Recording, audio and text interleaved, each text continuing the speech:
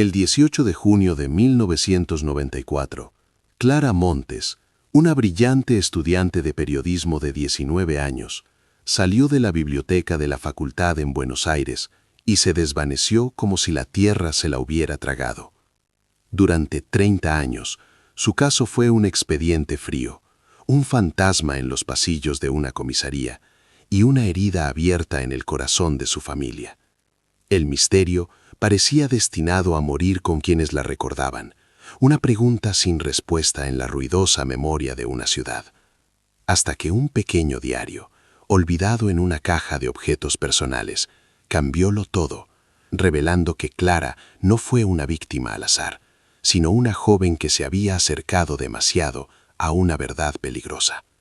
¿Cómo es posible que la solución haya estado oculta durante tanto tiempo, a la vista de todos? Antes de contarte cómo las anotaciones de una adolescente revelaron una conspiración que llegaba hasta las más altas esferas, comenta desde dónde nos estás viendo y suscríbete al canal. Créeme, no querrás perderte la cadena de acontecimientos que este descubrimiento desencadenó. La desaparición de Clara fue un golpe sordo y brutal en la aparente normalidad del barrio de Belgrano.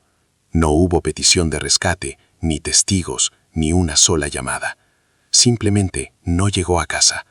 Sus padres, Ricardo y Elena, pasaron de la preocupación a la angustia y finalmente al pánico en cuestión de horas.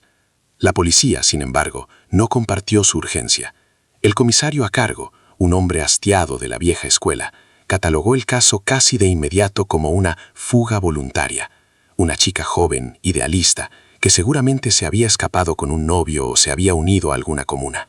Esta teoría, tan simple y cruel, fue la primera bofetada de un sistema que no solo no buscaría a Clara, sino que además culparía a la víctima de su propia ausencia, sembrando una dolorosa herida en una familia que solo pedía ayuda y respuestas. Para Ricardo y Elena Montes, las primeras semanas fueron un infierno de vigilia perpetua. Ricardo, un arquitecto de éxito, abandonó su estudio y convirtió el salón de su casa en un cuartel general improvisado. Empapeló el barrio con el rostro sonriente de su hija, recorrió hospitales, comisarías y morgues, siguiendo cada rumor, por más absurdo que fuera. Su vida se convirtió en una búsqueda frenética, una negación a aceptar el silencio. Elena, por su parte, se replegó en un dolor mudo y profundo. Mantuvo la habitación de Clara intacta, esperando que su hija entrara por la puerta en cualquier momento. Lavaba su ropa, ordenaba sus libros, un ritual diario para mantener viva una esperanza que se desvanecía con cada amanecer. El silencio en la casa era tan denso que se podía sentir, un recordatorio constante de la voz que faltaba. La investigación oficial, liderada por el comisario Vargas, fue un mero trámite burocrático. Se tomaron declaraciones superficiales a un exnovio con conexiones políticas y a un profesor universitario con un pasado turbio, pero ambos fueron descartados sin una indagación profunda. Vargas, más preocupado por las estadísticas de casos resueltos que por la verdad, insistía en que no había indicios de un crimen. Las chicas de esa edad hacen estas cosas, repetía Ricardo en cada visita a la comisaría, con una displicencia que rozaba la crueldad. El expediente de Clara Montes se llenó de informes vacíos y testimonios irrelevantes, y en menos de un mes fue archivado en un depósito judicial. Para el sistema, Clara ya era solo un número, un caso cerrado sin haber sido investigado, una estadística de una fuga juvenil más en una ciudad indiferente. El destino del caso quedó sellado definitivamente unas semanas después. El 18 de julio de 1994, el atentado al AMIA sacudió a Argentina, sumiendo al país en el horror y el caos. La noticia de la explosión borró de los medios cualquier otra historia. La cara de Clara Montes desapareció de los periódicos, reemplazada por imágenes de escombros y testimonios de supervivientes. La atención policial, mediática y social se centró por completo en la tragedia nacional, y la desaparición de una sola estudiante de periodismo se convirtió en una nota a pie de página, un asunto menor, un dolor privado. La familia Montes se encontró completamente sola, gritando en un desierto de indiferencia. La tragedia nacional, sin quererlo, proporcionó la coartada perfecta para el olvido, condenando el misterio de Clara al más profundo de los silencios. Los años que siguieron fueron una lenta agonía para la familia. Ricardo nunca se rindió. Se convirtió en un detective aficionado, un hombre obsesionado, consumido por la necesidad de encontrar una respuesta. Sacrificó su carrera, su salud y sus ahorros, persiguiendo pistas falsas. Atendió llamadas de videntes que aseguraban saber dónde estaba Clara. Pagó a investigadores privados que solo le vendían humo y viajó a provincias remotas siguiendo rumores de chicas parecidas a su hija. Cada pista era un nuevo rayo de esperanza que terminaba en una decepción aún más profunda, una herida que volvía a abrirse una y otra vez. El expediente que él mismo construyó en casa, lleno de mapas, fotos y anotaciones, era un testimonio de su amor incondicional, pero también de su dolorosa e interminable frustración. Mientras Ricardo se aferraba a la acción, Elena se hundía en una depresión silenciosa. Su mundo se encogió hasta limitarse a las paredes de su casa, un santuario de recuerdos donde el tiempo se había detenido, en 1994. Se negaba a hablar de Clara en pasado, y cada vez que Ricardo volvía a casa derrotado tras una nueva búsqueda fallida, la tensión entre ellos crecía. Él necesitaba encontrar un cuerpo para poder llorar, para cerrar el ciclo. Ella necesitaba mantener viva la esperanza de su regreso para poder respirar. Su dolor compartido, en lugar de unirlos, cavó un abismo entre ellos. Vivían bajo el mismo techo, pero habitaban universos de duelo completamente diferentes, atrapados en una soledad compartida, incapaces de consolarse mutuamente en la inmensidad de su pérdida. La comunidad que una vez se movilizó para buscar a Clara también aprendió a callar. Sus amigos de la universidad, aunque marcados por su desaparición, continuaron con sus vidas. Se graduaron, formaron familias, construyeron carreras. La ausencia de Clara se convirtió en un recuerdo incómodo, un tema que se evitaba en las reuniones. Algunos sentían una punzada de culpa por haber seguido adelante. Otros albergaban sospechas silenciosas que nunca se atrevieron a expresar en voz alta. Los vecinos del barrio de Belgrano, que al principio ofrecieron su apoyo, con el tiempo comenzaron a desviar la mirada al cruzarse con Ricardo o Elena. La Casa de los Montes se convirtió en un recordatorio constante de que la tragedia podía golpear en cualquier puerta, y la gente, por instinto de supervivencia, prefería no mirar, no recordar, para poder seguir creyendo que vivían en un lugar seguro. En 2004, una década después de la desaparición, una llamada anónima sacudió la rutina de desesperanza de Ricardo. Una voz distorsionada le dijo que el cuerpo de Clara estaba enterrado en los cimientos de una construcción abandonada en las afueras de la ciudad.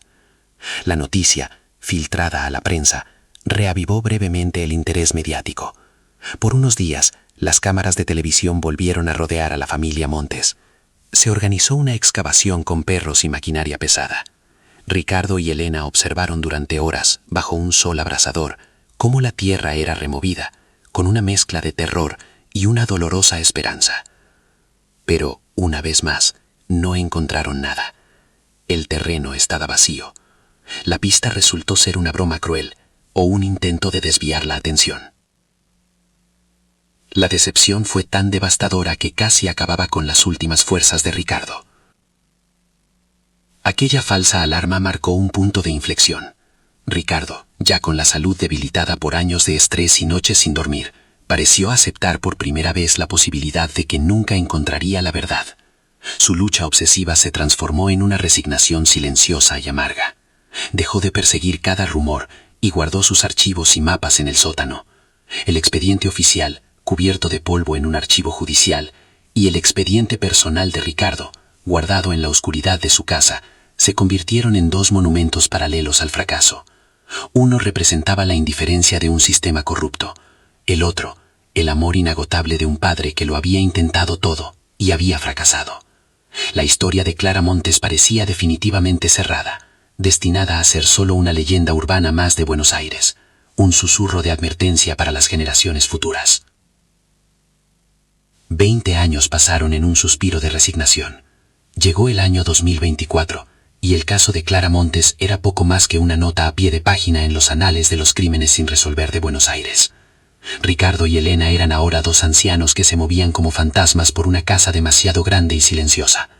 El dolor agudo se había transformado en una melancolía crónica, una ausencia que pesaba en el aire de cada habitación. Ya no esperaban respuestas, solo el final de sus propios días.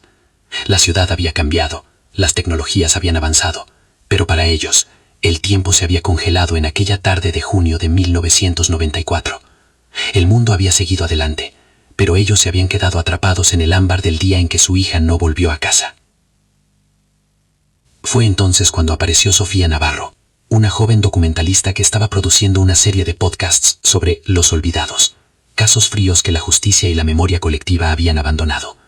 Sofía, nacida en el año en que Clara desapareció, sentía una conexión especial con esas historias enterradas por la desidia. El caso de Clara Montes la atrajo por su brutal simplicidad. Una chica que sale de la biblioteca y se desvanece. Le intrigaba cómo la inmensa tragedia del atentado a la AMIA había servido como una cortina de humo perfecta, borrando a Clara del mapa mediático y policial. Con la tenacidad de su generación y las herramientas digitales a su alcance, Sofía se propuso no resolver el caso, sino al menos contar la historia de Clara con la dignidad que nunca se le concedió. Conseguir acceso al expediente original fue una odisea burocrática. El archivo judicial era un laberinto de pasillos polvorientos y funcionarios desganados. Sofía tuvo que presentar solicitudes, apelar a la ley de acceso a la información y, finalmente, encontrar a un viejo archivero a punto de jubilarse que recordaba vagamente el caso. El hombre, conmovido por la juventud y la determinación de Sofía, la guió hasta una estantería olvidada en el último subsuelo.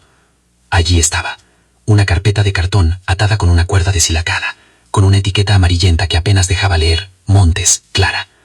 El expediente era un objeto físico que representaba 30 años de abandono, un testimonio tangible del fracaso y la indiferencia del sistema. Las primeras horas de lectura fueron un ejercicio de frustración. El contenido del expediente era exactamente lo que Ricardo Montes había descrito durante años: un cúmulo de papeles inútiles. Informes superficiales, entrevistas que no profundizaban, la declaración del exnovio y del profesor universitario tomadas como un mero trámite. La teoría de la fuga voluntaria del comisario Vargas impregnaba cada página, justificando la falta de acción. Sofía sintió una oleada de rabia. No había investigación, solo un esfuerzo deliberado por cerrar el caso lo más rápido posible. Parecía que su proyecto se estrellaría contra el mismo muro de silencio que había derrotado a la familia Montes.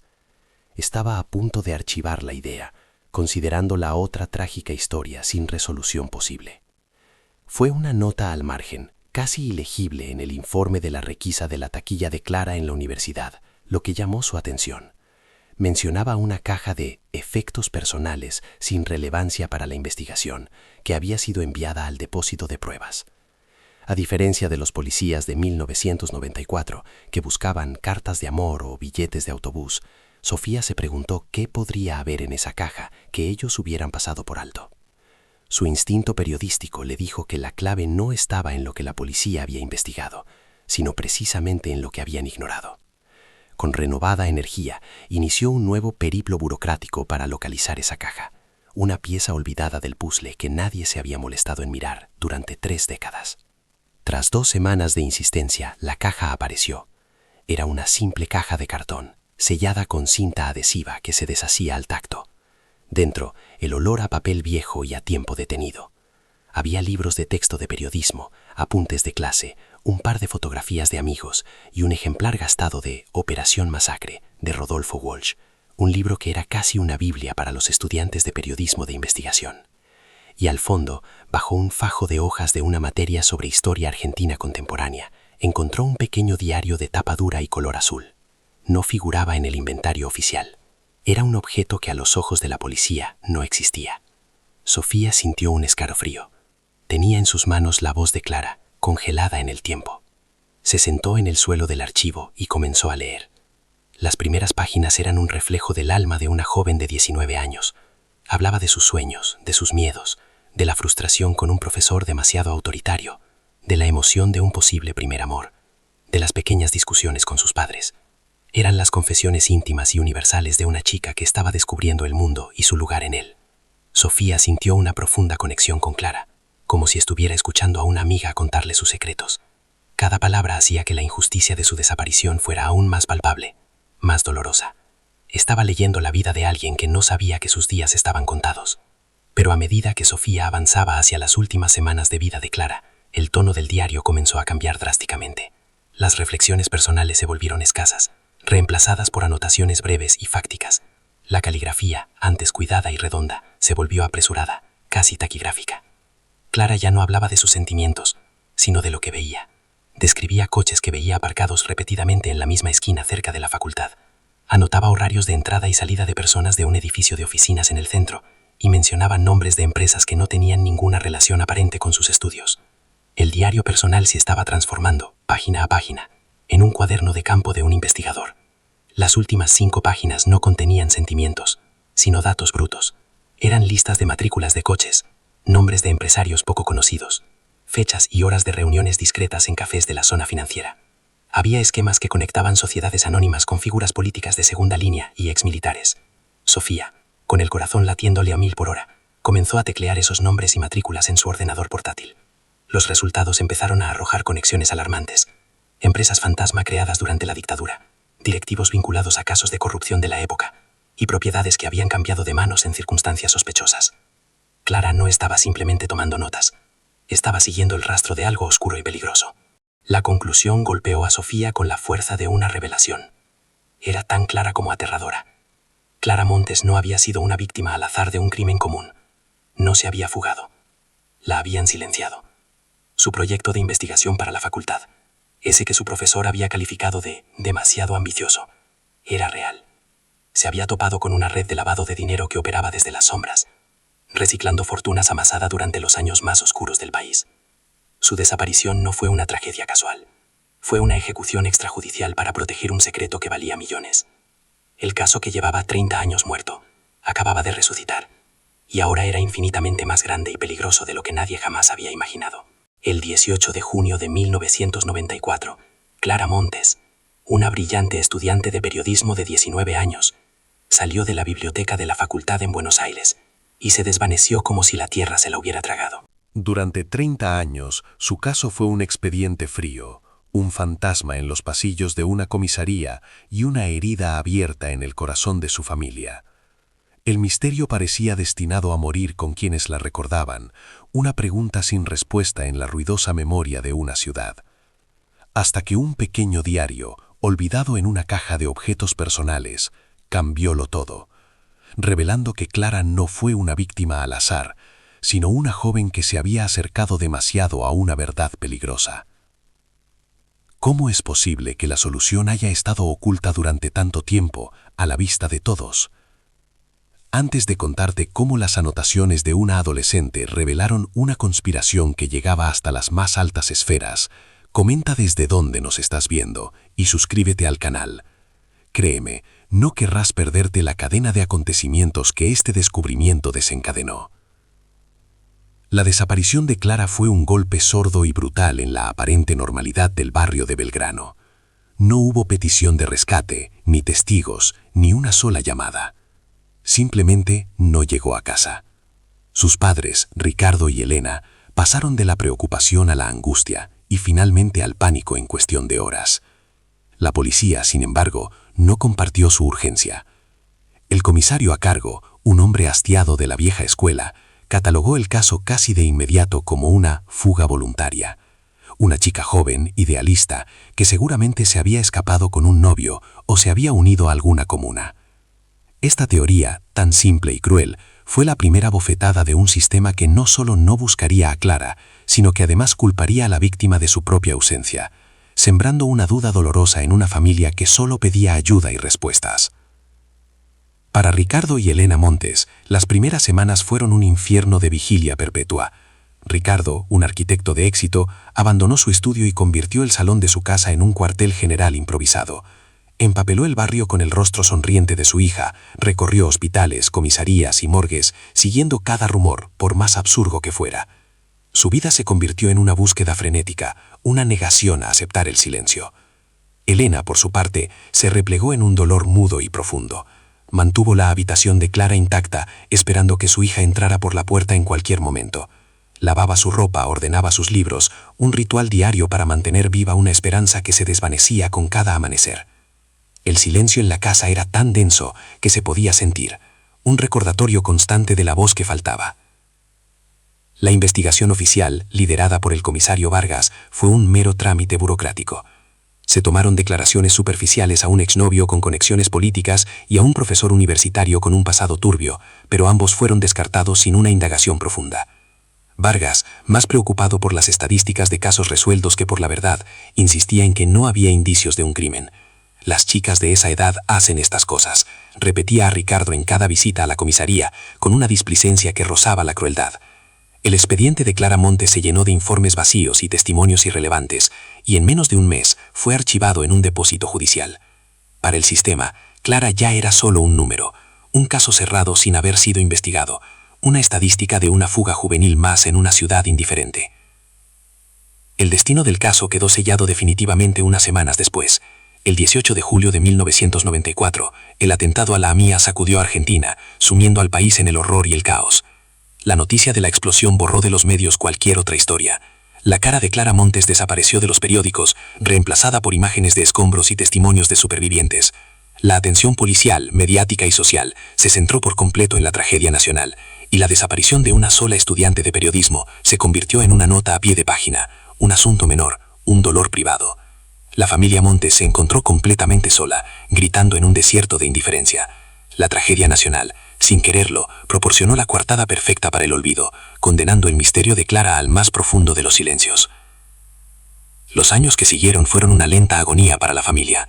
Ricardo nunca se rindió. Se convirtió en un detective aficionado, un hombre obsesionado, consumido por la necesidad de encontrar una respuesta. Sacrificó su carrera, su salud y sus ahorros persiguiendo pistas falsas. Atendió llamadas de videntes que aseguraban saber dónde estaba Clara, pagó a investigadores privados que solo le vendían humo y viajó a provincias remotas siguiendo rumores de chicas parecidas a su hija. Cada pista era un nuevo rayo de esperanza que terminaba en una decepción aún más profunda, una herida que volvía a abrirse una y otra vez. El expediente que él mismo construyó en casa, lleno de mapas, fotos y anotaciones, era un testimonio de su amor incondicional, pero también de su dolorosa e interminable frustración. Mientras Ricardo se aferraba a la acción, Elena se hundía en una depresión silenciosa.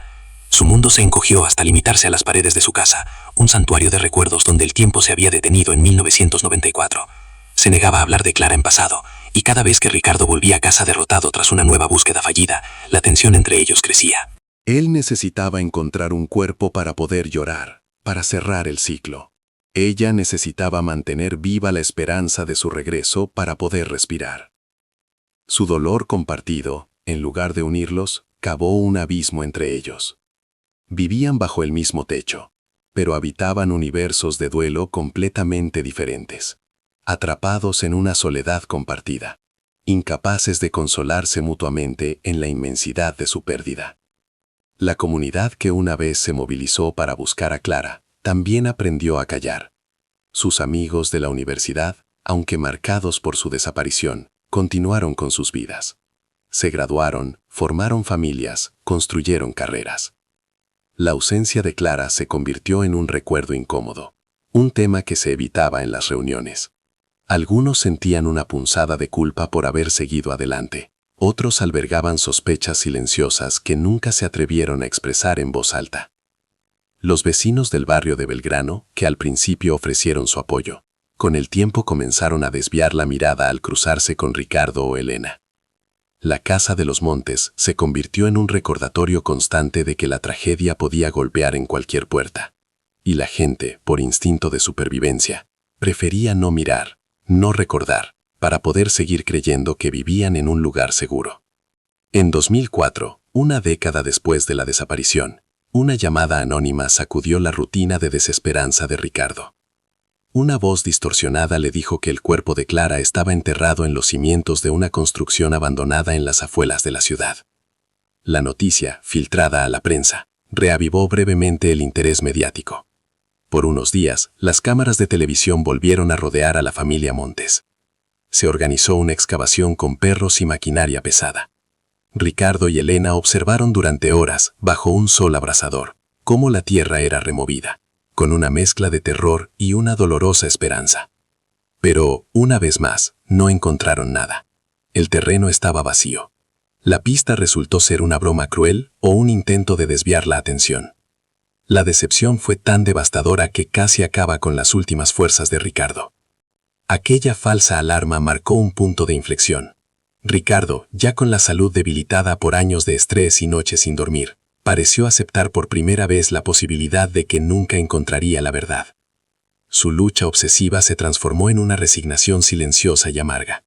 Dejó de perseguir cada rumor y guardó sus archivos y mapas en el sótano.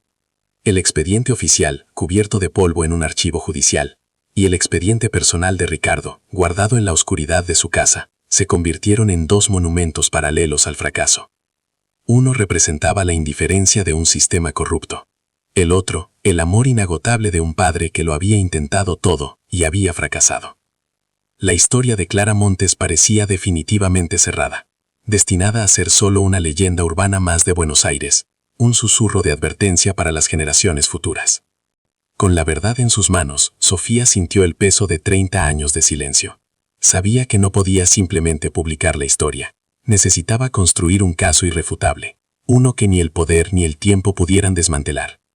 Su primer paso fue contactar a un periodista de investigación jubilado, un viejo lobo de mar llamado Martín Romero, conocido en los años 90 por su escepticismo hacia las versiones oficiales. Sofía le presentó el diario y sus hallazgos preliminares. Romero, al principio cínico, examinó las páginas con una lupa y una expresión que pasó de la incredulidad al asombro. Reconoció algunos de los nombres y empresas de la lista de Clara. Eran los mismos actores que siempre se movían en las sombras de los grandes escándalos del país, siempre intocables, siempre un paso por delante de la justicia. La investigación de un estudiante se había cruzado con los fantasmas que él mismo había perseguido durante toda su carrera. Juntos comenzaron a trazar un mapa de la conspiración. Romero aportó el contexto histórico y los contactos que aún le quedaban en los rincones oscuros de la política y las fuerzas de seguridad, mientras Sofía utilizaba herramientas digitales para cruzar datos, analizar registros de propiedad desclasificados y rastrear el flujo de dinero a través de décadas de balances contables. Descubrieron que el exnovio de Clara, cuyo padre era un influyente empresario, había sido el eslabón débil. Clara, con su inteligencia y su encanto, le había sacado información sin que él se diera cuenta de la magnitud de lo que estaba revelando. Las piezas encajaban con una precisión aterradora. El profesor universitario, una academia de renombre con un pasado en los servicios de inteligencia de la dictadura, era el cerebro de la operación de lavado, y el padre del exnovio era el brazo financiero.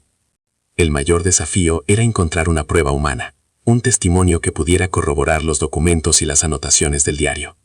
La mayoría de los implicados en los niveles más bajos de la red estaban muertos, desaparecidos o demasiado asustados para hablar. Sofía y Romero pasaron semanas revisando los nombres de antiguos empleados de las empresas fantasma. Finalmente dieron con uno, un contable llamado Horacio Fuentes, que ahora era un anciano de más de 80 años que vivía en una residencia en las afueras de Córdoba, aquejado de una enfermedad terminal. Sabían que era su única oportunidad. Si él no hablaba, la historia de Clara podría seguir siendo solo una teoría bien fundamentada, pero sin el peso de una confesión que la hiciera innegable ante un tribunal. El encuentro con Horacio Fuentes fue tenso. Al principio, el anciano se negó a hablar, sus ojos llenos de un miedo que había perdurado durante 30 años. Pero cuando Sofía le mostró una fotografía de Clara, una imagen de la joven sonriendo en un parque, algo en él se quebró.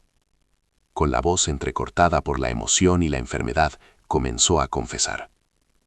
Relató cómo había sido testigo del pánico que se apoderó de sus jefes cuando se dieron cuenta de que una simple estudiante de periodismo había descubierto todo su entramado.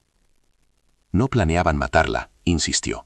Solo querían asustarla, recuperar las pruebas que ella había reunido, unos documentos que aparentemente había fotocopiado de la oficina de su profesor. Pero Clara se resistió. En el forcejeo, dentro de un coche, la golpearon demasiado fuerte. Su muerte fue, según él, un accidente. La confesión de Fuentes fue la pieza que faltaba.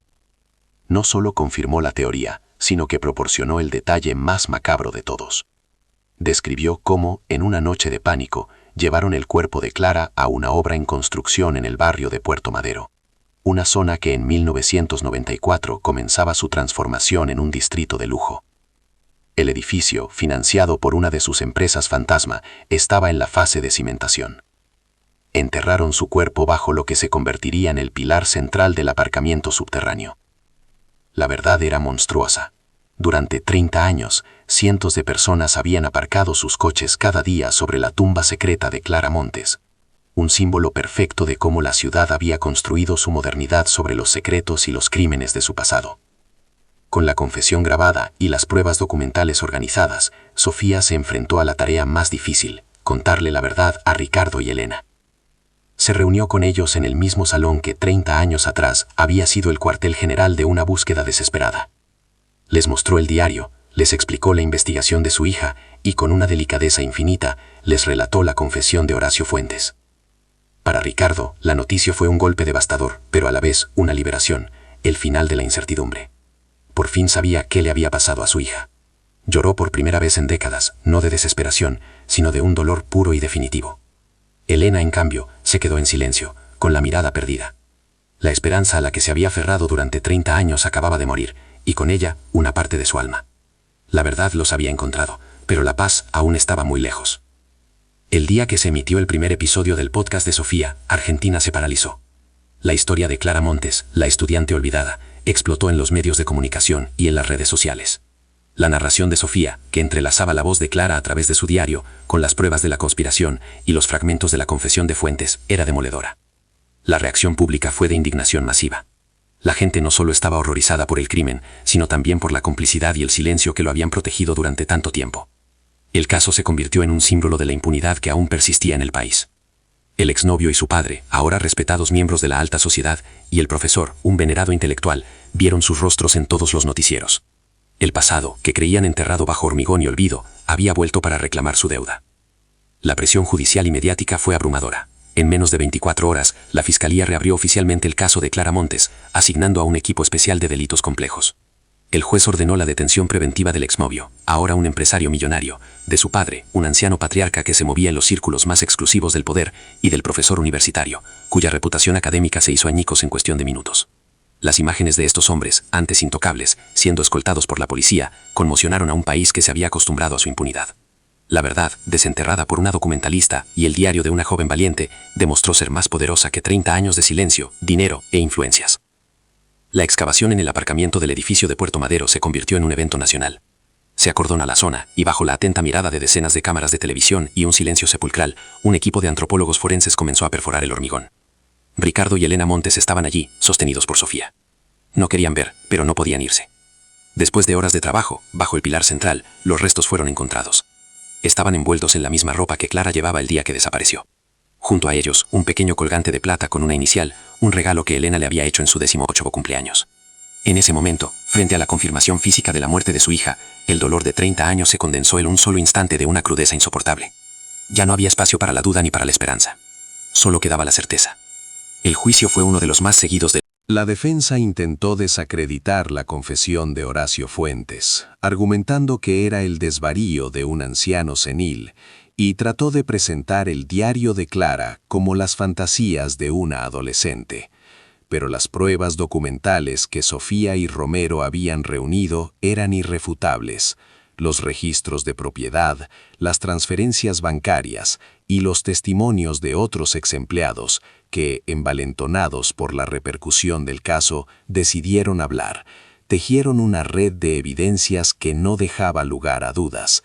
El exnovio se derrumbó en el estrado, confesando entre lágrimas que él solo había querido asustarla, que todo se les fue de las manos. Su confesión, aunque tardía y egoísta, selló el destino de todos los implicados.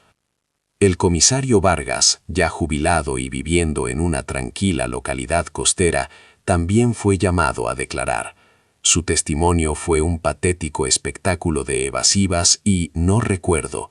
Confrontado con las pruebas de su negligencia deliberada, se limitó a decir que había seguido los procedimientos de la época y que la teoría de la fuga era la más plausible, pero un antiguo subordinado suyo, ahora a punto de retirarse, subió al estrado y contó la verdad.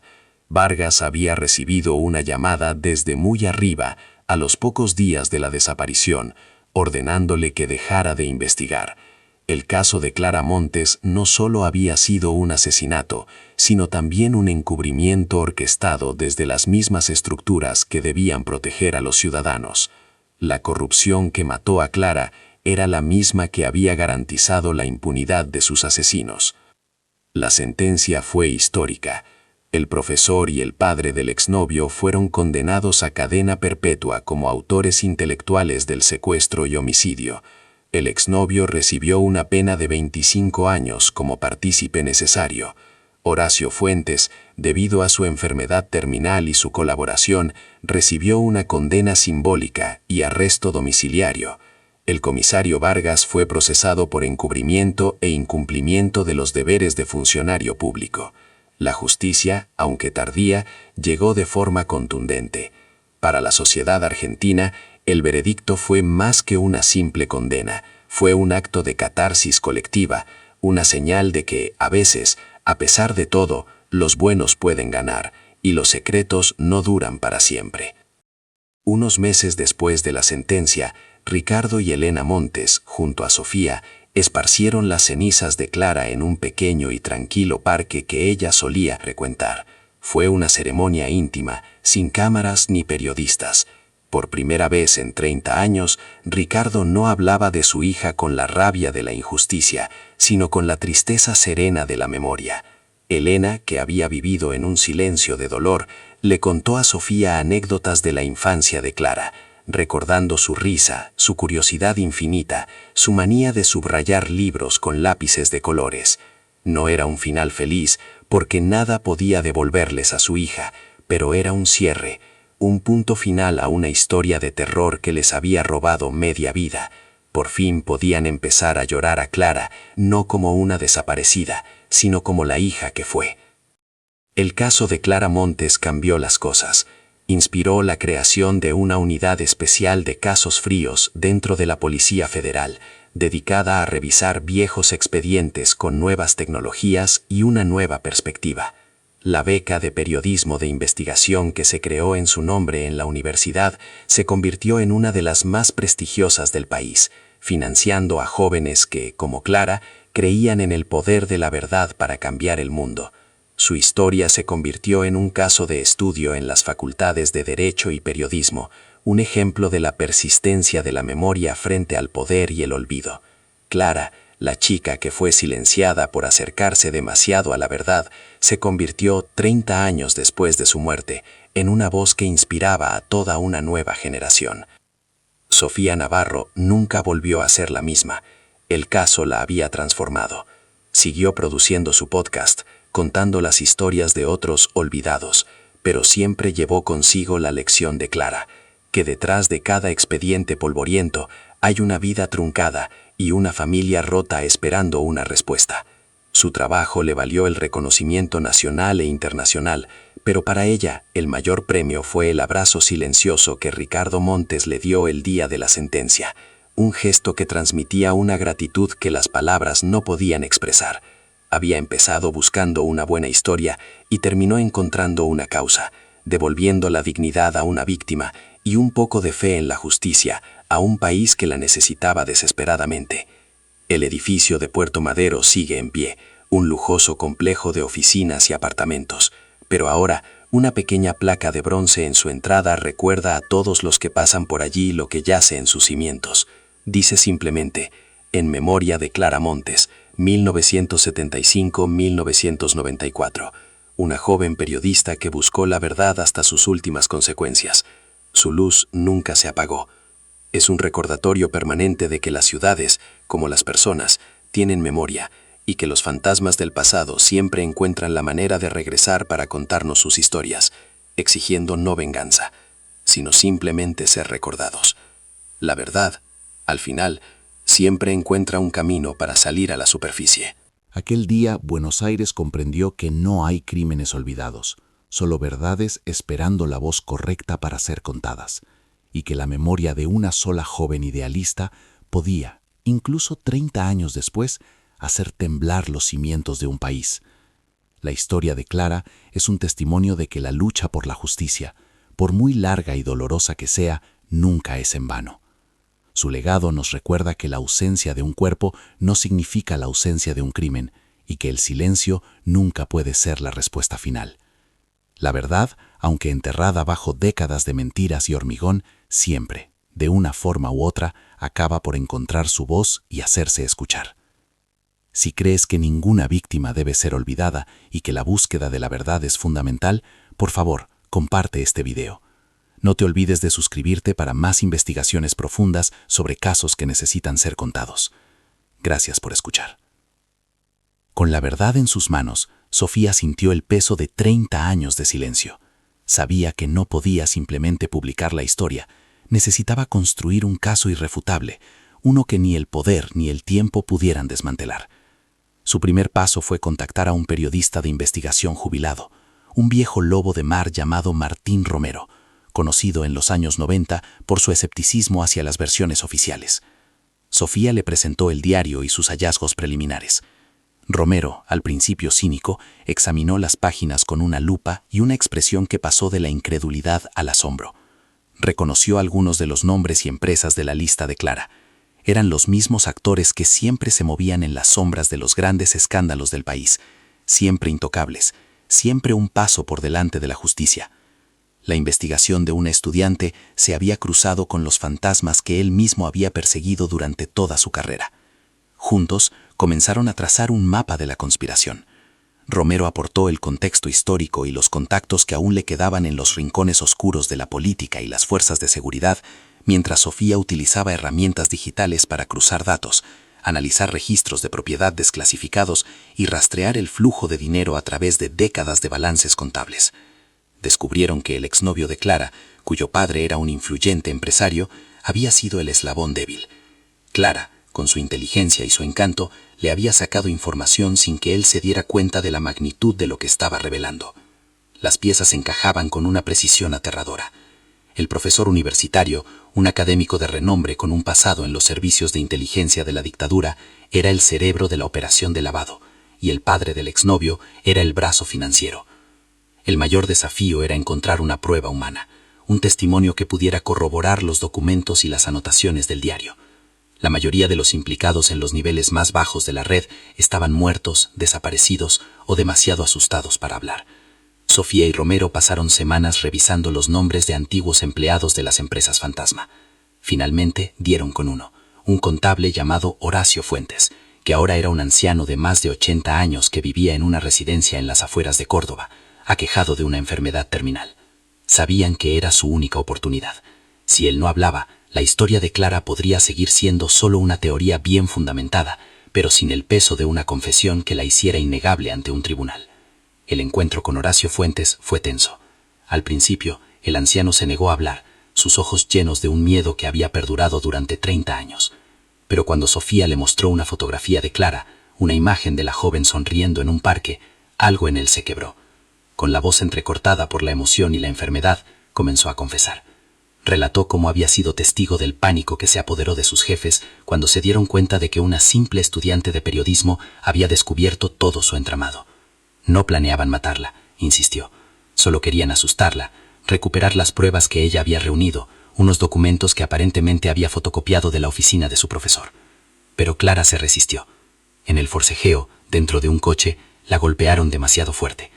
Su muerte fue, según él, un accidente. La confesión de Fuentes fue la pieza que faltaba. No solo confirmó la teoría, sino que proporcionó el detalle más macabro de todos. Describió cómo, en una noche de pánico, llevaron el cuerpo de Clara a una obra en construcción en el barrio de Puerto Madero, una zona que en 1994 comenzaba su transformación en un distrito de lujo. El edificio, financiado por una de sus empresas fantasma, estaba en la fase de cimentación. Enterraron su cuerpo bajo lo que se convertiría en el pilar central del aparcamiento subterráneo. La verdad era monstruosa. Durante 30 años, cientos de personas habían aparcado sus coches cada día sobre la tumba secreta de Clara Montes. Un símbolo perfecto de cómo la ciudad había construido su modernidad sobre los secretos y los crímenes de su pasado. Con la confesión grabada y las pruebas documentales organizadas, Sofía se enfrentó a la tarea más difícil: contarle la verdad a Ricardo y Elena. Se reunió con ellos en el mismo salón que 30 años atrás había sido el cuartel general de una búsqueda desesperada. Les mostró el diario, les explicó la investigación de su hija y con una delicadeza infinita les relató la confesión de Horacio Fuentes. Para Ricardo, la noticia fue un golpe devastador, pero a la vez una liberación, el final de la incertidumbre. Por fin sabía qué le había pasado a su hija. Lloró por primera vez en décadas, no de desesperación, sino de un dolor puro y definitivo. Elena, en cambio, se quedó en silencio, con la mirada perdida. La esperanza a la que se había aferrado durante 30 años acababa de morir, y con ella una parte de su alma. La verdad los había encontrado, pero la paz aún estaba muy lejos. El día que se emitió el primer episodio del podcast de Sofía, Argentina se paralizó. La historia de Clara Montes, la estudiante olvidada, explotó en los medios de comunicación y en las redes sociales. La narración de Sofía, que entrelazaba la voz de Clara a través de su diario, con las pruebas de la conspiración y los fragmentos de la confesión de Fuentes, era demoledora. La reacción pública fue de indignación masiva. La gente no solo estaba horrorizada por el crimen, sino también por la complicidad y el silencio que lo habían protegido durante tanto tiempo. El caso se convirtió en un símbolo de la impunidad que aún persistía en el país. El exnovio y su padre, ahora respetados miembros de la alta sociedad, y el profesor, un venerado intelectual, vieron sus rostros en todos los noticieros. El pasado que creían enterrado bajo hormigón y olvido, había vuelto para reclamar su deuda. La presión judicial y mediática fue inmediata y abrumadora. En menos de 24 horas, la Fiscalía reabrió oficialmente el caso de Clara Montes, asignando a un equipo especial de delitos complejos. El juez ordenó la detención preventiva del exnovio, ahora un empresario millonario, de su padre, un anciano patriarca que se movía en los círculos más exclusivos del poder, y del profesor universitario, cuya reputación académica se hizo añicos en cuestión de minutos.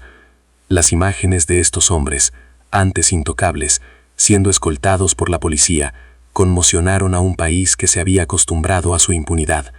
La verdad, desenterrada por una documentalista, y el diario de una joven valiente, demostró ser más poderosa que 30 años de silencio, dinero e influencias. La excavación en el aparcamiento del edificio de Puerto Madero se convirtió en un evento nacional.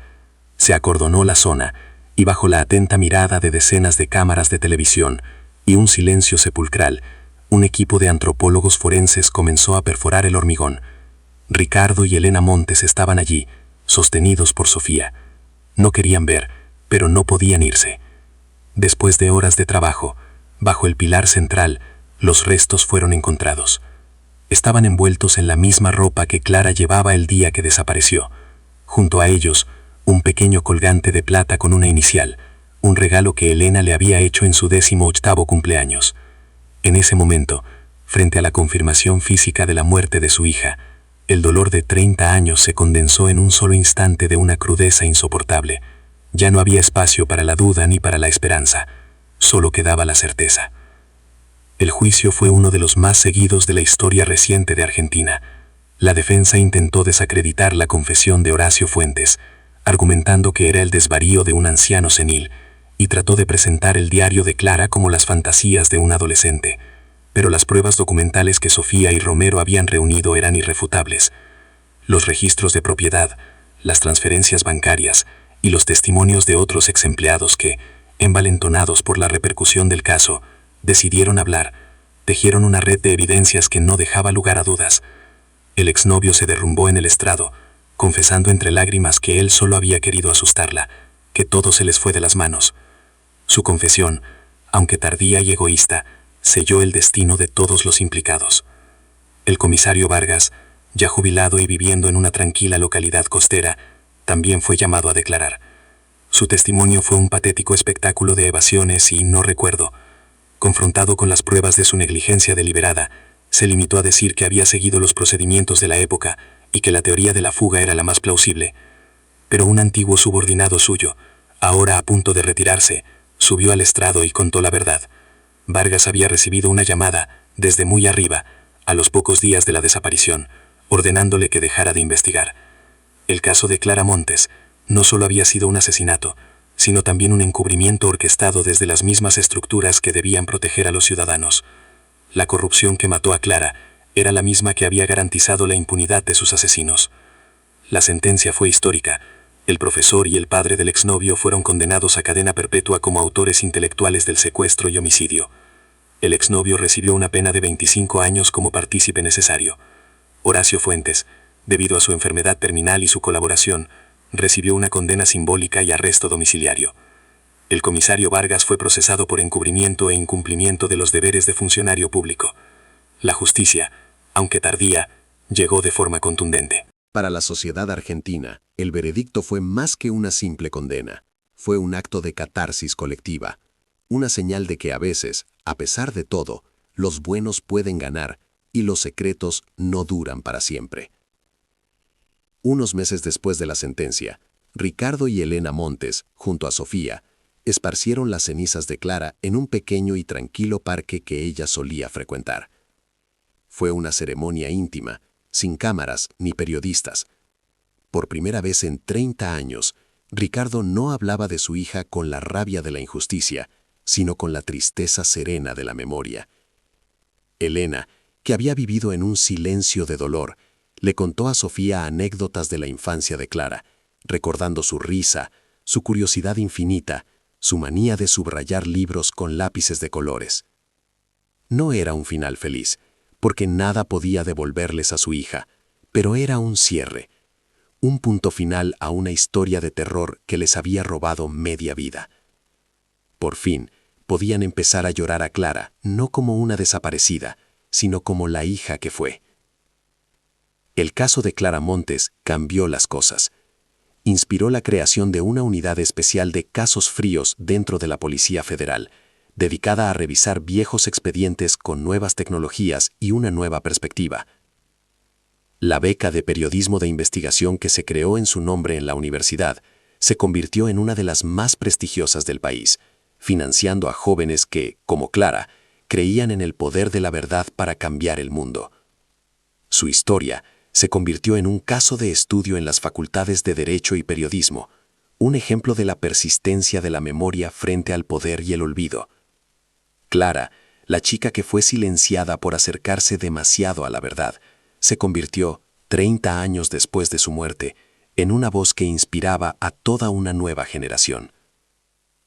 El juicio fue uno de los más seguidos de la historia reciente de Argentina.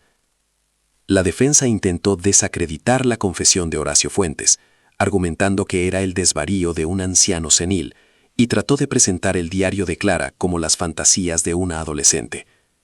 Pero las pruebas documentales que Sofía y Romero habían reunido eran irrefutables. Los registros de propiedad, las transferencias bancarias y los testimonios de otros exempleados que, envalentonados por la repercusión del caso, decidieron hablar, tejieron una red de evidencias que no dejaba lugar a dudas. El exnovio se derrumbó en el estrado, confesando entre lágrimas que él solo había querido asustarla, que todo se les fue de las manos. Su confesión, aunque tardía y egoísta, selló el destino de todos los implicados. El comisario Vargas, ya jubilado y viviendo en una tranquila localidad costera, también fue llamado a declarar. Su testimonio fue un patético espectáculo de evasivas y no recuerdo. Confrontado con las pruebas de su negligencia deliberada, se limitó a decir que había seguido los procedimientos de la época y que la teoría de la fuga era la más plausible. Pero un antiguo subordinado suyo, ahora a punto de retirarse, subió al estrado y contó la verdad. Vargas había recibido una llamada desde muy arriba a los pocos días de la desaparición, ordenándole que dejara de investigar. El caso de Clara Montes no solo había sido un asesinato, sino también un encubrimiento orquestado desde las mismas estructuras que debían proteger a los ciudadanos. La corrupción que mató a Clara era la misma que había garantizado la impunidad de sus asesinos. La sentencia fue histórica. El profesor y el padre del exnovio fueron condenados a cadena perpetua como autores intelectuales del secuestro y homicidio. El exnovio recibió una pena de 25 años como partícipe necesario. Horacio Fuentes, debido a su enfermedad terminal y su colaboración, recibió una condena simbólica y arresto domiciliario.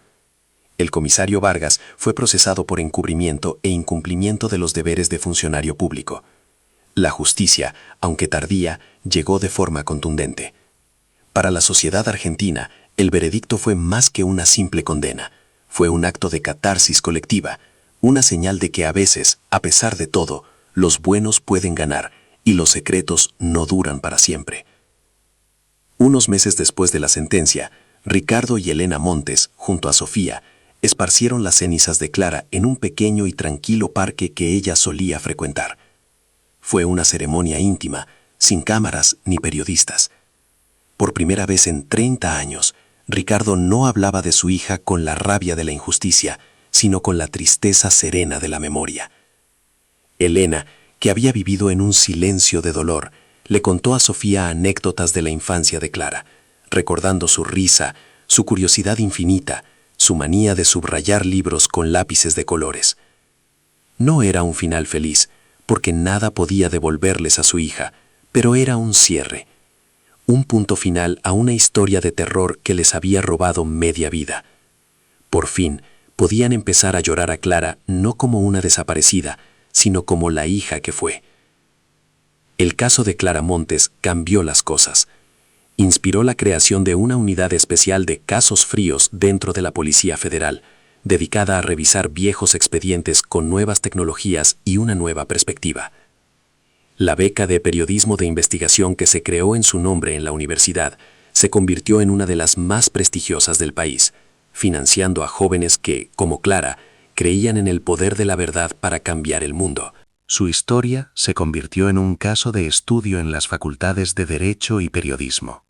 Un ejemplo de la persistencia de la memoria frente al poder y el olvido. Clara, la chica que fue silenciada por acercarse demasiado a la verdad, se convirtió, 30 años después de su muerte, en una voz que inspiraba a toda una nueva generación. Sofía Navarro nunca volvió a ser la misma. El caso la había transformado. Siguió produciendo su podcast, contando las historias de otros olvidados, pero siempre llevó consigo la lección de Clara, que detrás de cada expediente polvoriento hay una vida truncada y una familia rota esperando una respuesta. Su trabajo le valió el reconocimiento nacional e internacional, pero para ella, el mayor premio fue el abrazo silencioso que Ricardo Montes le dio el día de la sentencia, un gesto que transmitía una gratitud que las palabras no podían expresar. Había empezado buscando una buena historia y terminó encontrando una causa, devolviendo la dignidad a una víctima y un poco de fe en la justicia a un país que la necesitaba desesperadamente. Sofía Navarro nunca volvió a ser la misma. El caso la había transformado. Siguió produciendo su podcast, contando las historias de otros olvidados, pero siempre llevó consigo la lección de Clara, que detrás de cada expediente polvoriento hay una vida truncada y una familia rota esperando una respuesta. Su trabajo le valió el reconocimiento nacional e internacional, pero para ella, el mayor premio fue el abrazo silencioso que Ricardo Montes le dio el día de la sentencia, un gesto que transmitía una gratitud que las palabras no podían expresar. Había empezado buscando una buena historia y terminó encontrando una causa, devolviendo la dignidad a una víctima y un poco de fe en la justicia a un país que la necesitaba desesperadamente. El edificio de Puerto Madero sigue en pie, un lujoso complejo de oficinas y apartamentos. Pero ahora, una pequeña placa de bronce en su entrada recuerda a todos los que pasan por allí lo que yace en sus cimientos. Dice simplemente: en memoria de Clara Montes, 1975-1994. Una joven periodista que buscó la verdad hasta sus últimas consecuencias. Su luz nunca se apagó. Es un recordatorio permanente de que las ciudades, como las personas, tienen memoria, y que los fantasmas del pasado siempre encuentran la manera de regresar para contarnos sus historias, exigiendo no venganza, sino simplemente ser recordados. La verdad, al final, siempre encuentra un camino para salir a la superficie, por muy profundo que la hayan enterrado. Aquel día, Buenos Aires comprendió que no hay crímenes olvidados, solo verdades esperando la voz correcta para ser contadas, y que la memoria de una sola joven idealista podía, incluso 30 años después, hacer temblar los cimientos de un país. La historia de Clara es un testimonio de que la lucha por la justicia, por muy larga y dolorosa que sea, nunca es en vano. Su legado nos recuerda que la ausencia de un cuerpo no significa la ausencia de un crimen, y que el silencio nunca puede ser la respuesta final. La verdad, aunque enterrada bajo décadas de mentiras y hormigón, siempre, de una forma u otra, acaba por encontrar su voz y hacerse escuchar. El tiempo no borró el dolor de Ricardo y Elena, pero la verdad lo transformó. La agonía de la incertidumbre fue reemplazada por la serena tristeza del duelo. Ya no eran los padres de una desaparecida, sino los padres de una heroína. Ricardo guardó el diario de Clara no como una prueba, sino como el último testamento de su hija, un tesoro que le recordaba cada día su valentía. Elena comenzó a hablar de Clara en presente, no porque esperara su regreso, sino porque su espíritu, su legado, se había vuelto inmortal. En el pequeño jardín de su casa plantaron un rosal. Cada vez que florecía, sentían que era Clara, recordándoles que incluso después del invierno más largo y oscuro, la vida, de alguna manera, siempre encuentra la forma de volver a empezar. Si crees que ninguna víctima debe ser olvidada, y que la búsqueda de la verdad es fundamental, por favor, comparte este vídeo. No te olvides de suscribirte para más investigaciones profundas sobre casos que necesitan ser contados. Gracias por escuchar.